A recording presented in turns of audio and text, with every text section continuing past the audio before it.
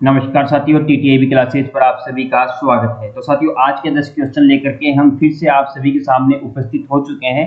तो सबसे पहला जो क्वेश्चन है, सबसे पहले क्वेश्चन में साथियों हम सभी से पूछा गया है, एक कूलाम खालिस्तान होता है, मतलब साथियों एक कूलाम के बराबर क्या होता है, हमें ये बताना है। साथियों ऑप्शन नंबर ए है 1 एम्पियर प्रति सेकंड। तो साथियों बिल्कुल 1 एम्पियर सेकंड होता है, 1 एम्पियर प्रति सेकंड नहीं होता साथियों। तो यहाँ से ये प्रति का चिन्ह हमें हटाना पड़ेगा। तो एक ऐसा ऑप्शन देखिए जिसमें सिर्फ 1 एम्पियर सेकंड हो। तो साथियों यहाँ पर ऑप्शन नंबर बी है साथियों, 1 एम्पियर सेकंड। बिल्कुल हमें यही चाहिए था और ये बिल्कुल राइट हो जाएगा साथियों। ऑप्शन नंबर बी को बिल्कुल राइट कर लीजिएगा। 1 कूलाम बराबर साथियों 1 एम्पियर सेकंड होता है।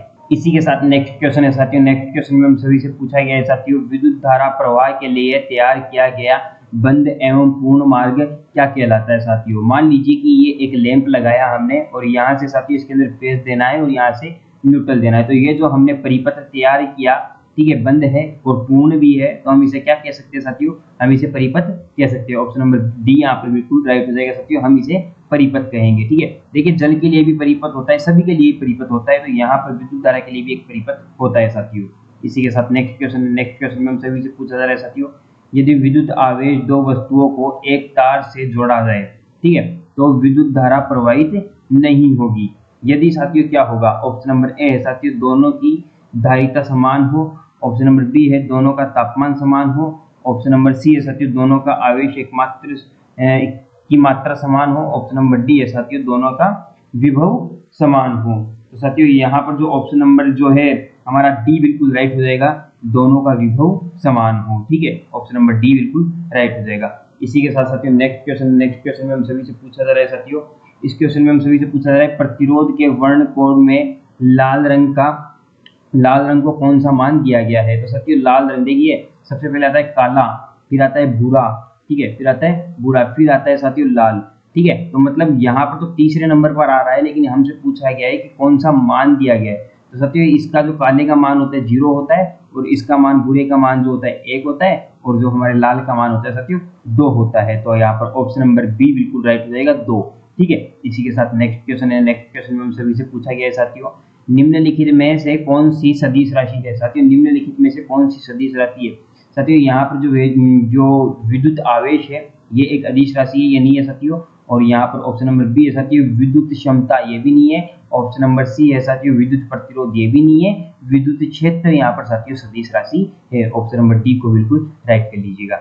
इसी के साथ साथियों नेक्स्ट क्वेश्चन में हम सभी से पूछा गया है साथियों, विद्युत में से कौन सी प्रतिरोध भौतिक रूप से आकार में बड़ा होगा। मतलब साथियों कौन सा प्रतिरोध जो है भौतिक रूप से आकार में बड़ा होगा, हमें ये बताना है साथियों। देखिए भौतिक रूप का मतलब है साथियों कि यहाँ पर सबसे बड़ा प्रतिरोध, तो साथियों सबसे बड़ा प्रतिरोध वही होगा जिसका रेजिस्टेंस और वाट दोनों बड़े होंगे। ठीक है, दोनों बड़े होंगे। वैसा ही साथियों आपको मैंने बता दिया था कि वाट वाला जो होता है ना, जिसकी वाट बड़ी होती है वह बड़ा होता है, लेकिन साथियों जिसका प्रतिरोध और वाट दोनों ही बड़े हो ना, वो और भी बड़ा होता है। तो ऑप्शन नंबर सी यहाँ पर बिल्कुल राइट हो जाएगा। बात समझ में आ गई होगी। इसी के साथ साथियों नेक्स्ट क्वेश्चन है। नेक्स्ट क्वेश्चन में हम सभी से पूछा गया है साथियों, एक टेस्ला का मान क्या होता है। बताइए साथियों एक टेस्ला का मान क्या होता है। 10 की घात 4 गोस, की 4 जो नीचे है ना साथियों इसके ऊपर आएगा, 10 की घात 4 गोस, 10 की घात -4 गोस, ठीक है, 10 की घात -4 वेबर मीटर गोस, ठीक है, मीटर प्रति स्क्वायर। तो साथियों यहाँ पर जो ऑप्शन नंबर ए है ना बिल्कुल राइट हो जाएगा। ऑप्शन नंबर ए बिल्कुल राइट हो जाएगा, 10 की घात 4 गोस, ठीक है, 10 की घात 4 गोस एक टेस्ला के बराबर होता है। बात समझिए आ गई होगी साथियों। तो ऑप्शन नंबर ए को बिल्कुल राइट कर लीजिएगा। इसी के साथ नेक्स्ट क्वेश्चन है। नेक्स्ट क्वेश्चन में हम सभी से पूछा गया है साथियों, यदि किसी विद्युत बल्ब में 8% धारा बढ़ जाए, ठीक है, धारा का मान 8% बढ़ गया है साथियों, तो इसमें सामर्थ्य यानी कि साथियों पावर कितना बढ़ेगा, पावर में वृद्धि होगी या नहीं होगी, और होगी तो कितनी होगी।